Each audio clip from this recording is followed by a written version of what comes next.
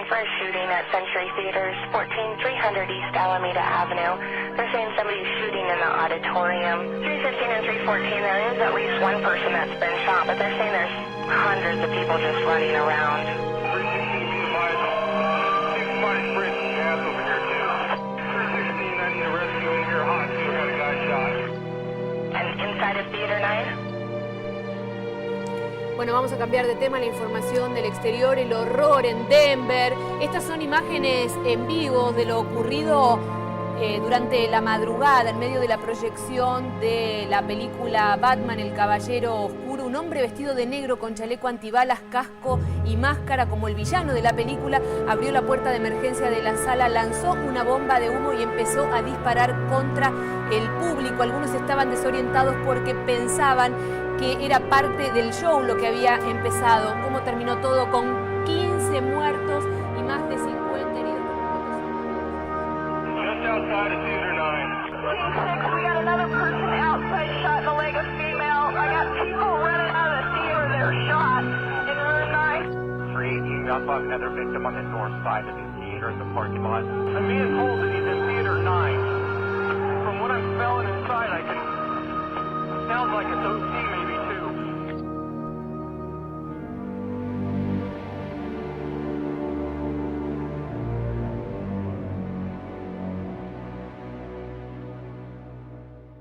Bienvenidos a Misterios Expuestos.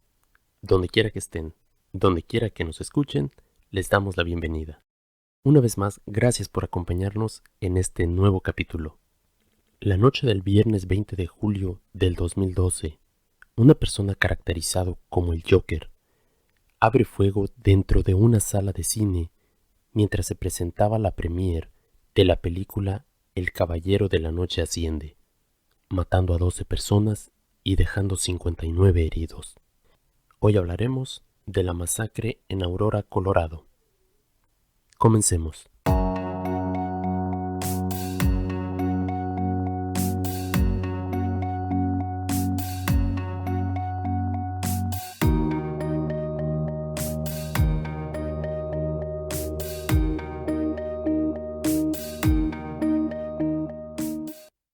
El día de hoy vamos a presentar uno de los actos más violentos y sin sentido de los últimos años, que por desgracia cobró la vida de 12 personas y dejó a 59 heridos. Esto sin contar a los cientos o tal vez miles más que de forma directa o indirecta quedaron marcados por esta tragedia. Me refiero al ataque masivo llevado a cabo por James Holmes en el cine Century 16 de la ciudad de Aurora en el estado de Colorado en Estados Unidos, quien al ser detenido por la policía solo dijo: "Soy el Joker". En un esfuerzo por comprender mejor el terrible hecho, empezaremos por explorar quién era esta persona, o quién es James Holmes.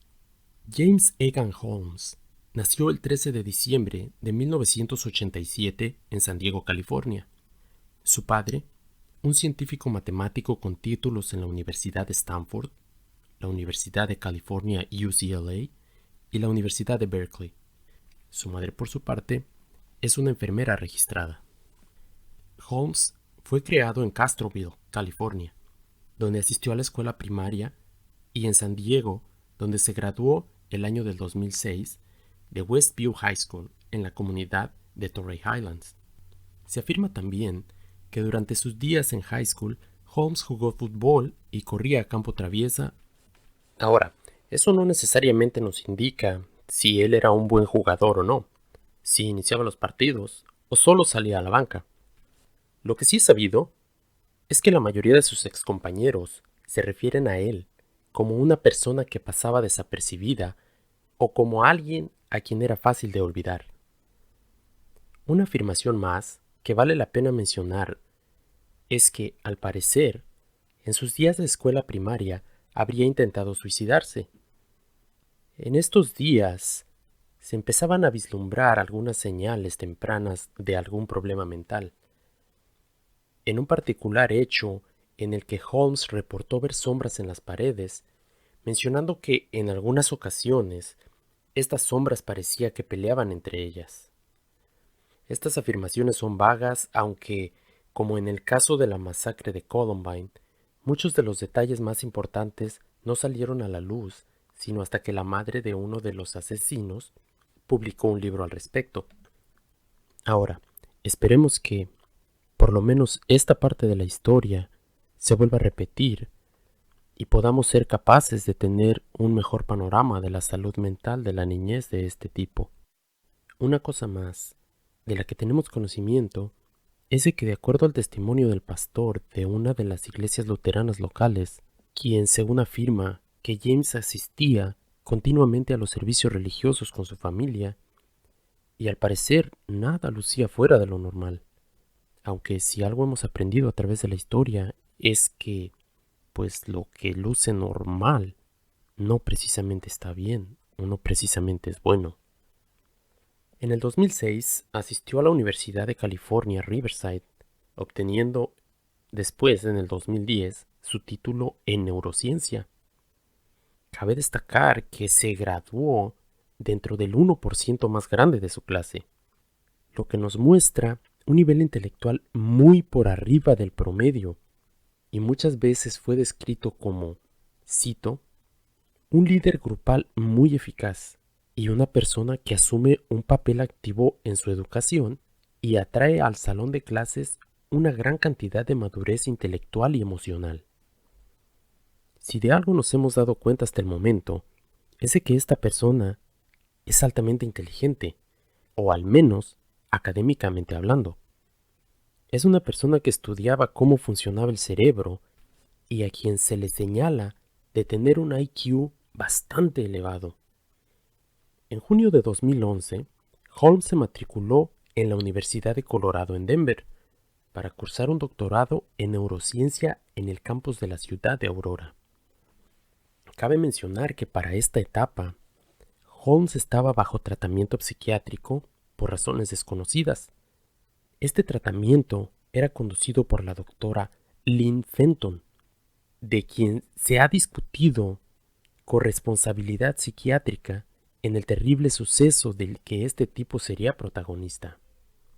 En el 2012, su desempeño académico declinó, obteniendo un puntaje bajo en el examen comprensivo de primavera. La universidad no planeaba expulsarlo.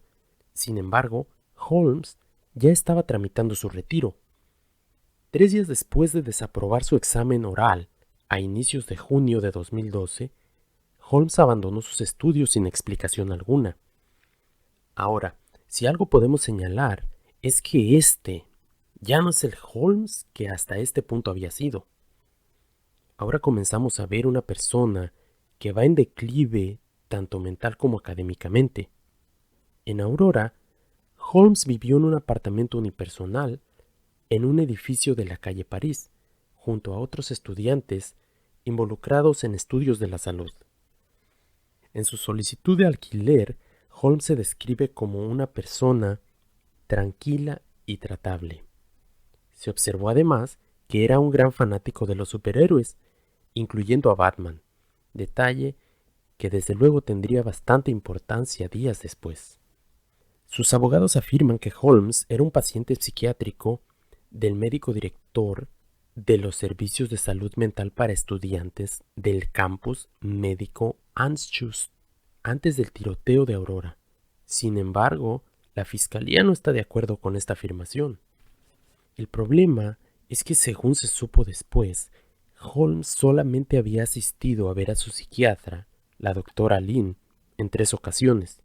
Y, según ella, después de que abandonó la última cita o la tercera cita, según sus propias palabras, él habría dejado de ser su paciente. Holmes previno a otros de los síntomas que suponía la presencia de una enfermedad mental, además de alertarlos sobre su potencial peligrosidad algún tiempo antes del tiroteo. 2 semanas antes de este fatídico evento, envió un mensaje de texto bastante extraño a una estudiante cuya identidad se desconoce, en el que le preguntaba si había oído hablar de la manía disfórica. Ella respondió, preguntando si esta condición podía ser tratada. Él le replicó en otro mensaje, lo era, y añadió, deberías alejarte de mí, porque soy malas noticias. I am bad news. Al acercarnos a la fecha del tiroteo, podemos apreciar algunas de las acciones que Holmes llevó a cabo en preparación a su terrible plan. El 22 de mayo de 2012, compró su primera arma, una pistola Glock 22 calibre 40, en una tienda llamada Gander Mountain, situada en la ciudad de Aurora. Para nuestros escuchas fuera de los Estados Unidos, este tipo de tiendas es en la que puedes comprar, desde artículos para acampar hasta armas de fuego de todo tipo. Aunque suene extraño para algunos países de Latinoamérica, este tipo de tiendas son muy comunes. Y pues en realidad no solo estas. De hecho, en Estados Unidos, en cualquier tienda, Walmart por ejemplo, puedes ir prácticamente desde ir a comprar tus víveres, leche o tu despensa, hasta salir con un rifle. En fin, 6 días más tarde, compró una escopeta Remington 870 en la tienda de nombre Bass Pro Shop, una tienda ubicada en la ciudad de Denver. El 7 de junio, a pocas horas de reprobar su examen oral en la universidad, compró también un fusil semiautomático tipo AR-15, así como una tercera pistola Glock 22 el 6 de julio. Otro detalle importante que debemos señalar es que cada una de las armas fue comprada legalmente, porque, como veremos un poco más adelante, ese fue otro de los temas que llamaron mucho la atención durante el juicio, puesto que desafortunadamente cada vez que hay un tiroteo en este país, siempre sale a colación el tema de si fue causado por el gobierno, si se le está dando toda la atención mediática simplemente para el hecho de quitarle al americano, ciudadano americano, la posibilidad de poseer armas. Como hemos visto una y otra vez, cada vez que una tragedia, un tiroteo como estos se lleva a cabo, por desgracia siempre termina hablándose del derecho a poseer armas, politizándose los eventos y, la verdad, dejando a un lado lo que en realidad interesa, que es la vida de las personas que se perdieron. Todas las personas que perdieron algún ser querido, o las personas que fueron heridas y que van a vivir por el resto de sus días con alguna secuela debido a este caso. Volviendo al tema. 4 meses antes de la masacre, Holmes compró 3,000 balas para las pistolas, 3,000 balas para el AR-15 y 350 cartuchos para la escopeta en el sitio de internet bulkammo.com. El 2 de julio, además, hizo un pedido para un chaleco de combate Black Hawk, 2 portacargadores y un cuchillo en otra tienda en línea. El 25 de junio, menos de un mes antes del tiroteo, Holmes envió por correo electrónico una solicitud para unirse a un club de tiro en Byers, Colorado. El propietario, Glenn Rodkovic, lo llamó varias veces a lo largo de los días siguientes para invitarlo a una orientación obligatoria, pero sus llamadas eran siempre dirigidas a su correo de voz. Según lo que pudo oír grabado en su contestadora, describió a Holmes como bizarro y friki, y el mensaje como gutural, hablado con una voz gruesa, incoherente y divagante. Rodkovic indicó a sus empleados que lo informaran si Holmes aparecía, aunque éste nunca se presentó al polígono de tiro ni volvió a llamar. En retrospectiva, en caso de que hubiese visto las películas, tal vez diría que era como el Joker. Yo le hubiese quitado lo gracioso, dijo Rodkovic. Era como alguien que trataba de ser lo más raro posible, agregó. Holmes se encontró con al menos 3 profesionales en salud mental en la Universidad de Colorado antes de la masacre. Entre ellos, nuevamente volvemos a ver el nombre de la doctora Lynn Fenton, quien después se dio a conocer que justo antes de la masacre habría revocado la credencial de estudiante de Holmes. Además, pidió al cuerpo de seguridad que se le prohibiera la entrada al campus. Cabe mencionar que le fue preguntado si era necesario detener a este por 72 horas. Al parecer, esta es una práctica común en el estado de Colorado cuando una persona muestra ciertas señales de inestabilidad mental, a lo que ella respondió que no sería necesario. Ahora, acerca de esta credencial revocada, ha causado también un cierto punto de discusión, debido a que en estos campuses, este tipo de credencial es la que te permite ingresar a diferentes lugares o básicamente a moverte dentro del campus. Te permite entrar a lo que son las bibliotecas, las cafeterías y vaya, al revocarle su licencia, pues le cortaron de todo contacto aparte del que tenía en su departamento. Esto, pues se cree que habría molestado bastante a este tipo. Como hemos visto hasta ahora, James Holmes fue de ser una persona quien al parecer tenía todo para ser exitoso en su carrera, a una persona que por alguna razón empezó a decaer a una velocidad extremadamente rápida. Se cree que algo de lo que aceleró este proceso fue el hecho de que en la noche de St. Patrick's Day, ese mismo año, mientras tenía una cita con una chica en un bar, un tipo se habría acercado tratando de hablarle un tanto de más a su compañera. Esta situación obviamente habría llevado a Holmes a confortar al individuo, y según las palabras de la persona que lo acompañaba, no llegó al punto de los golpes, este altercado, pero sí hubo un intercambio fuerte de palabras. Según esta misma persona que acompañaba a Holmes esa noche, esa experiencia parece que afectó profundamente a James. Además, ella asegura que esa misma vez, ella misma le pidió que buscara ayuda. Como dato referencial, si tu novia te dice pide ayuda, yo creo que lo mejor es que lo hagas. Una parte que no se menciona muy a menudo es la afición que tenía Holmes por los burdeles.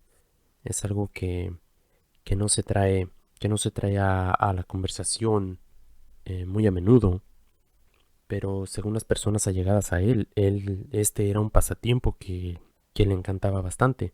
Se dice que este acto o esta afición que Holmes tenía le costaba alrededor de $240 y que era muy común que mantuviera esta cantidad en efectivo en su cartera en todo momento. Era tan aficionado, tan propenso a visitar este tipo de lugares que incluso se menciona que llegaba al punto de escribir reviews en alguno de estos lugares de cómo lo habían tratado.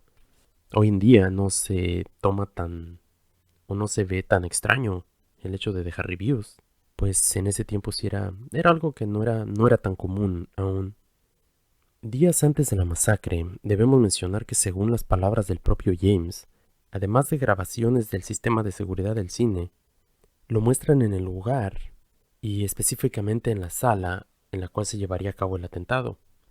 Se sabe que estuvo tomando fotos del interior de la sala, obviamente asegurándose de conocer la distribución de las butacas dentro de esta, examinando las escalinatas o rampas que se utilizan tanto para entrar como para salir del lugar. Otro detalle de gran importancia que se dio a conocer también es que estuvo tomando fotos tanto de todo el lugar, pero en particular de la puerta de emergencia y más en específico de la cerradura, estudiando o maquinando ya lo que iba a suceder después o cómo es que iba a entrar a ese lugar. Pues la historia hubiera terminado diferente si él entra por la puerta principal. Con esa arma jamás hubiera llegado a alguna sala. Tal vez lo hubiera hecho, pero tal vez el número de víctimas hubiera sido menor. La noche del trágico evento se lleva a cabo la premiere de la película El Caballero de la Noche Asciende, o The Dark Knight Rises, la cual fue protagonizada por Christopher Nolan y es considerada por muchos la mejor versión del personaje de Batman. Por razones obvias no nos vamos a adentrar mucho en los detalles de esta, vamos a tratar de enfocarnos solo en los eventos relevantes a nuestro episodio. Como ya hemos dicho, la premiere de esta película sería a la medianoche, y Holmes asistió a esta. Como cualquier otra persona, estuvo en la audiencia por alrededor de 20 minutos, después de los cuales se levantó y salió de la sala por la puerta ubicada cerca de la pantalla. La misma puerta de la cual estuvo tomando fotos días atrás.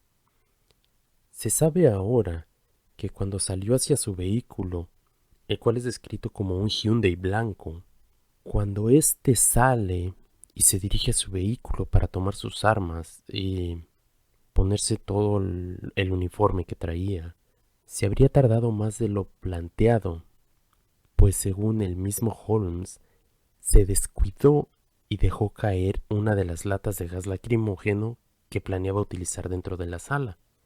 Este detalle también se ha tomado en cuenta en muchos foros de internet, mencionando el hecho si ese momento en el que se le cae la lata de gas lacrimógeno, el primer paso de su plan que no está saliendo como él lo tenía preparado, lo hubiera ayudado a detenerse tal vez si alguien más se hubiera dado cuenta de lo que estaba pasando.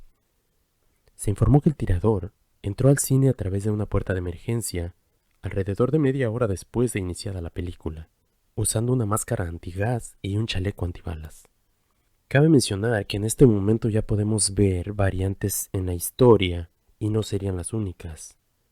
Pero en efecto, según el reporte de la policía y algunas imágenes obtenidas después del evento, se sabe que Holmes estaba vestido con ropa comúnmente usada por los cuerpos policíacos en operaciones antimotines o algo similar al equipo que utilizan los equipos SWAT. Según las declaraciones de algunos testigos, se afirma que observaron a una persona ponerse de pie y, según la fuente o el testigo que se consulta, se ve a una persona ponerse de pie y sacar su celular como si fuera a hacer una llamada, aunque otros testigos afirman que éste se levantó y prendió un cigarro, que se vio una luz como si hubiese prendido un cigarro. De lo único que estamos seguros es que justo en ese momento es cuando se desata el infierno.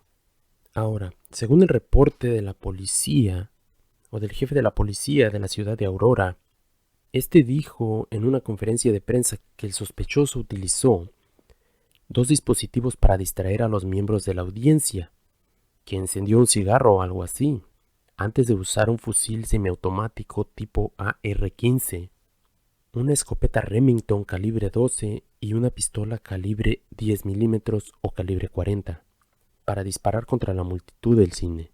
Se le encontró una segunda pistola Glock en el auto Hyundai blanco detrás del cine en el momento que fue capturado. Ahora, según los reportes de los testigos de la policía, lo que sucede en este momento, después de que se ve a Holmes, se le ve sacar el celular o prender el cigarrillo, lo que haya sido, y justo en ese momento empieza a disparar su AR-15. Se hace mención que disparó 34 rondas, un promedio de 34 a 36 rondas en 32 segundos. Básicamente una masacre. Empieza a disparar con este AR-15, impacta a demasiadas personas en las primeras filas y por alguna razón que aún no se explican, ni siquiera los expertos, el rifle se traba. Y es un tanto inexplicable porque, según los expertos que analizaron el arma, el tipo de cartuchos que estaba utilizando, o el magazine como ellos se lo mencionan, el cargador, esa capacidad de cargador y ese tipo de arma no es común que se traben. Al parecer era posible que hubiera terminado los 100 cartuchos que le cabían a ese cargador y jamás se hubiera tenido que trabar o jamás debía de haber fallado esa arma. Obviamente por causas del destino, esa arma se traba. Esa arma se traba, él no puede seguir utilizándola y es cuando empieza a disparar con su escopeta. Empieza a disparar con la escopeta, después con el arma calibre 40 y vaya, se desata el infierno dentro de esa sala. En este momento tenemos gente muerta, tenemos gente gritando, todo el mundo corriendo.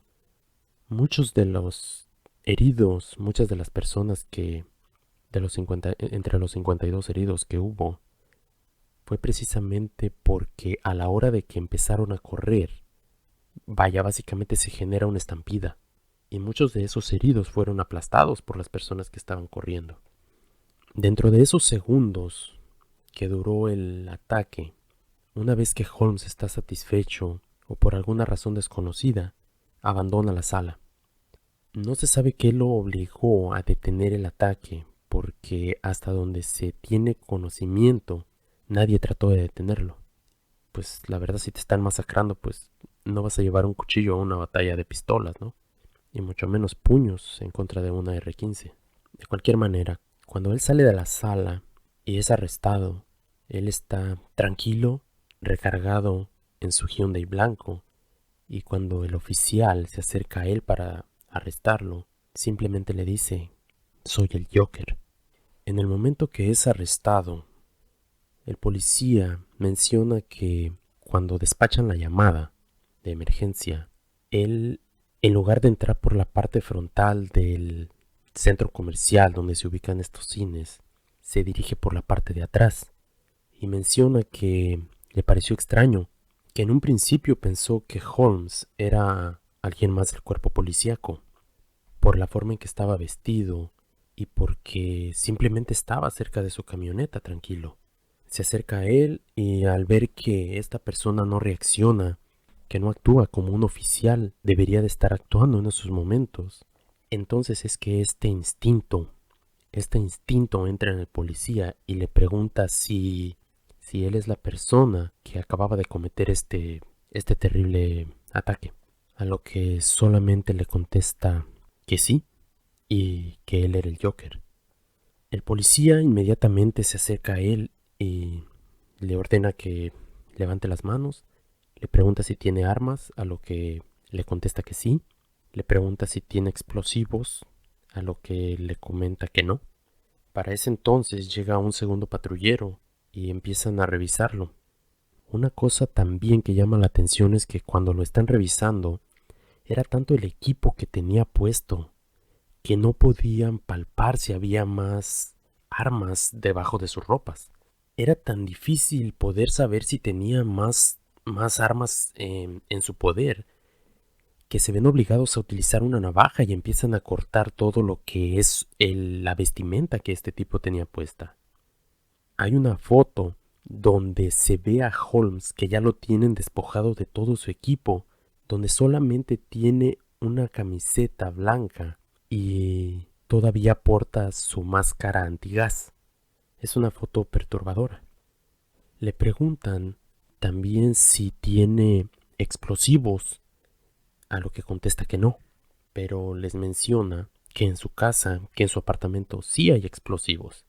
Le preguntan qué tipo de explosivos eran y que si iban a detonar, a lo que solamente les contesta que sí, que era posible, que sí iban a detonarse. Uno de los oficiales comentó después lo extraño que era que al parecer Holmes solamente se quedaba contemplando hacia el cine, hacia todo el caos que acababa de crear, y lo contemplaba de una manera serena, como si estuviera disfrutando lo que acababa de ver o lo que estaba viendo en ese momento. Y en lo que algunos llaman un rasgo de lucidez o de humanidad, Holmes le pregunta a los oficiales si había habido niños entre las víctimas. Obviamente eso no se sabía hasta ese momento, pero era extraño que esa persona estuviera haciendo esa pregunta en ese preciso momento. Una vez que los oficiales se dan cuenta y saben por medio de Holmes que éste había dejado explosivos en su departamento, empiezan a montar el operativo para ver de qué es lo que se trataba, para ver qué tipo de explosivos eran los que había dejado. Holmes había instalado estos explosivos en su apartamento de tal manera, pongámoslo de esta forma, tomó una de esas boombox o tomó una de esas grabadoras, creo que así es como se le conocía, como una grabadora antigua, y la programó de tal manera que a cierto tiempo iba a empezar a tocar música a un volumen muy alto, de manera que si algún vecino llegaba, al momento de abrir la puerta, esta tenía algo así como una línea de pescar, que al momento de abrirla iba a activar el dispositivo de los explosivos y iba a detonar estos explosivos volando el apartamento y tal vez buena parte del edificio. También se encontró en la calle un control remoto que era como el plan B, si se puede decir así, del plan de los explosivos de Holmes. Lo dejó en la calle de tal manera que si una persona lo recogía y por simple curiosidad oprimía alguno de los botones de ese control, todo explotaba. De alguna manera, llegaron a la conclusión de que tenían que desalojar el edificio, lo que hicieron inmediatamente, y mientras trataban de averiguar cómo desactivar todo este embrollo que había hecho Holmes, se llegó a pensar hasta demoler el edificio por completo, porque no estaban seguros, no sabían si iban a poder desactivar todo y no desencadenar una explosión que podría ser más terrible, más dañina que si volaban el edificio ellos mismos. Al final de cuentas pudieron encontrar la forma de parar todo eso, pudieron desactivar los explosivos y ya nos enfocaríamos solamente en Holmes. Algo que causó diferentes reacciones fue que justo después de la detención de Holmes, el departamento de policía de Aurora un tanto quebrantó las reglas de cómo se supone que debería de funcionar la justicia, debido a que en sí no le negaron la atención o no le negaron el derecho a tener un abogado inmediatamente después de arrestarlo, pero de alguna manera no fueron lo suficientemente claros con todo el mundo en dónde Holmes estaba detenido. Al hacer esto, el abogado no lo podía encontrar, y ellos sabían que en cuanto el abogado lo pudiera localizar, Holmes iba a parar de hablar. Holmes iba a apelar a su derecho de guardar silencio, y esto era precisamente lo que no quería la policía, porque querían averiguar todo lo que estaba pasando, todo lo que estaba haciendo este tipo, o si por alguna razón tenía alguna otra sorpresa guardada. En este momento es cuando se enteran de que Holmes había mandado un cuaderno con los planes de lo que acababa de hacer, dirigido a la psiquiatra, la doctora Lynn, que estuvimos hablando de ella al principio del episodio. En este momento se convierte en un problema, porque los abogados dicen que esto es propiedad de James Holmes, y la policía dice que no, que eso lo van a interceptar y lo van a utilizar en el juicio. Se alega mucho acerca de la relación paciente-doctor y del secreto médico. Esta caja, este paquete donde iba este cuaderno, fue interceptado al final. Fue interceptado y fue utilizado para construir el caso en contra de Holmes. El caso, por desgracia, como sucede en cada vez que hay un tiroteo, una y otra vez, es el hecho de que se empieza a politizar. Por alguna razón se empieza a alegar de que esto es una conspiración, que esto fue armado por el gobierno, que esto simplemente es un acto más del gobierno para quitarle tu derecho de portar armas o de tener armas. Mucho del juicio en contra de Holmes fue regido o giró alrededor de si era una persona sana o no. Muchas de las ocasiones que hay casos como este, o en casos de asesinos seriales, siempre tratan de jugar la carta de que pues estaban insanos, estaban locos y no sabían lo que estaban haciendo. Afortunadamente en este caso, después de una evaluación psiquiátrica, se llegó a la conclusión de que sí estaba sano, o por lo menos lo suficientemente sano para poder atender el juicio. Afortunadamente es encontrado sano lo suficientemente como para afrontar los cargos. El 23 de julio del 2012 inicia el juicio en contra de Holmes. Se le acusa del asesinato de 12 personas y de haber herido a 59 más.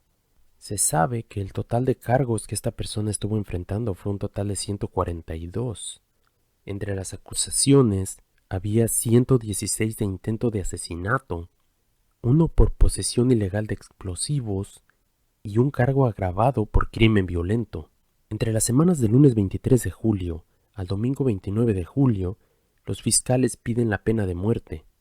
Cabe mencionar que antes de que se pidiera esta pena de muerte, los fiscales se contactaron con algunos de los familiares de las víctimas, quienes señalaron que necesitaban tiempo para opinar acerca del caso. El 7 de agosto de 2015, un jurado en el estado de Colorado condena a James Edgar Holmes a cadena perpetua, sin derecho a libertad anticipada, de esta manera evitando la pena de muerte. Cabe mencionar que esta ha sido la condena más larga que a nadie se le haya imputado hasta este momento. Su condena asciende a 12 cadenas perpetuas, una por cada persona que fue asesinada, y 3.318 años adicionales sin derecho a libertad anticipada. Como ya dijimos, esta hasta la fecha es la condena más larga que se le ha imputado a cualquier persona. Los familiares se preguntaban si esta persona va a morir en prisión. Pues todo parece indicar que sí. Aunque, por desgracia, después de la condena o mientras se celebraba el juicio, empezaron a salir muchas teorías conspirativas acerca de lo que pasó y de lo que estaba sucediendo. Alguna de estas teorías, por ejemplo, es la teoría del múltiple atacante, en la que algunas de las personas que estaban dentro del cine afirman que era más de un atacante, que no era simplemente Holmes. Esta teoría se alimenta además del hecho de que los testigos afirman que sí, que en efecto era Holmes quien había disparado adentro de la sala de este cine, pero quienes apoyan esta teoría hacen la pregunta de ¿cómo puedes identificar a quién te está disparando si esta persona tiene la cara cubierta con una máscara antigás? Esta teoría además la alimenta el hecho de que, aparte de la máscara que estaba usando Holmes, en la sala fue encontrado mínimo una máscara más, con un cuchillo que tenía sangre, y algunas otras armas que habrían sido encontradas además adentro de esta sala. Testigos afuera de la sala de este cine afirman también el hecho de que una minivan habría salido a gran velocidad mientras se subían a una persona a este vehículo. Quienes apoyan la teoría del tirador múltiple, pues apuntan a este hecho como una prueba más. Quienes la descartan simplemente piensan que esta minivan estaba llevando a alguien de los heridos, o era alguien que se estaba dando cuenta de lo que pasaba y simplemente trató de escapar del lugar.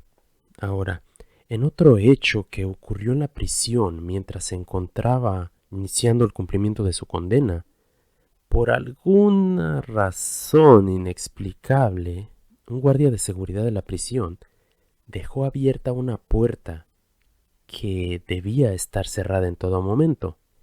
En fin, al dejar este guardia esta puerta abierta, otro interno tuvo acceso a Holmes y le puso una paliza.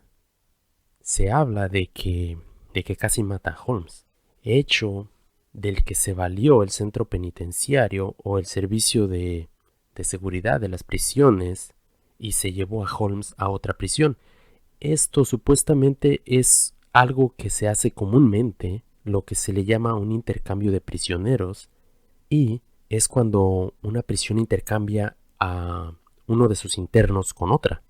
El problema es que después de este hecho, a Holmes se le transfiere y se le cambia el nombre. Ahora, en este día de hoy, ya no se llama James Holmes. Ya no es el prisionero con el número que le fue asignado cuando fue sentenciado. El Servicio de Correccionales y el Estado de Colorado le cambió el nombre. Ahora, esto ha causado un gran problema con las familias de las víctimas porque nadie sabe dónde está este tipo ahora. Y ese es un problema. Y eso es un punto a favor de las teorías conspirativas porque quienes afirman que esto fue orquestado por el gobierno, ahora pueden decir, ven, estábamos en lo correcto. Ahora ni siquiera sabemos dónde está este tipo. Y por desgracia, bueno, yo a título personal digo que estas familias de estas víctimas tienen todo el derecho a saber dónde está este tipo. Por lo menos mantenerse informados y estar seguros de que no va a salir. Esta, por desgracia, como lo hemos mencionado en varias ocasiones ya, cayó en un circo mediático, se convirtió en un hecho más que simplemente se añade a la lista, porque ahora ya en 2020, por desgracia, esas situaciones han seguido pasando. Esa no fue la última balacera, ese no fue el último tiroteo, y por desgracia, tal vez no sea el último que veremos. Mi opinión personal es de que es un tipo que estaba desquiciado, por alguna extraña razón cometió este terrible acto, y pues solamente él sabe el por qué lo hizo.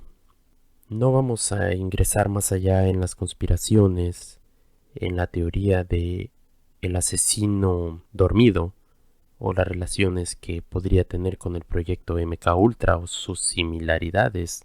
Simplemente quisimos traer a la luz o volver a traer a la luz este terrible acontecimiento. Esperemos que les haya sido de su agrado, esperemos que lo hayan disfrutado. Es un evento triste, pero del cual se tiene que hablar, del cual no se debe de dejar al olvido. Si les gusta este tipo de temas, pues háganoslo saber.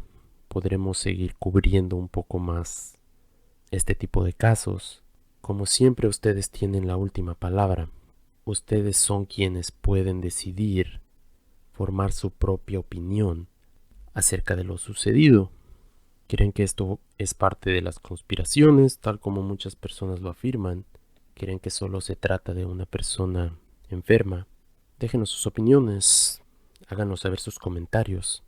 No olviden darle like a nuestra página de Facebook, Misterios Expuestos Podcast, enviarnos un correo electrónico con todas sus dudas, comentarios, sugerencias para algún otro episodio. Pueden enviarlo a misteriosexpuestospodcast@gmail.com. Recuerden, pueden encontrarnos en cualquier aplicación de podcast como Apple Podcast, Google Play, iHeartRadio, Stitcher o Spotify o cualquier plataforma de su preferencia. Nos pueden también escuchar en nuestro canal de YouTube, pueden checarlo, suscribirse, ayudarnos a crecer como podcast para seguir llegando hasta ustedes cada semana. Una vez más, si les gustaría que cubriéramos algún caso en especial, que expongamos algún misterio, háganoslo saber. Y sobre todo, recomiéndenos con sus amigos, sus compañeros de trabajo, sus familiares. La mejor publicidad es la publicidad de boca a boca. Hagan saber a sus conocidos de este nuevo podcast si les gusta nuestra temática. Y claro, agradeceremos un review en Apple Podcast o en cualquiera de las plataformas en la que nos escuchen. Ayúdenos a crecer. Parece insignificante, pero un review de 5 estrellas nos ayuda a mantenernos en los lugares donde nos pueden encontrar más rápido. No olviden checar todos nuestros episodios, descárguenlos, suscríbanse y aquí los esperamos en el próximo episodio de nuestro podcast Misterios Expuestos. Hasta entonces, recuerden, aún hay muchos misterios que esperan ser expuestos. Nos escuchamos en el próximo capítulo.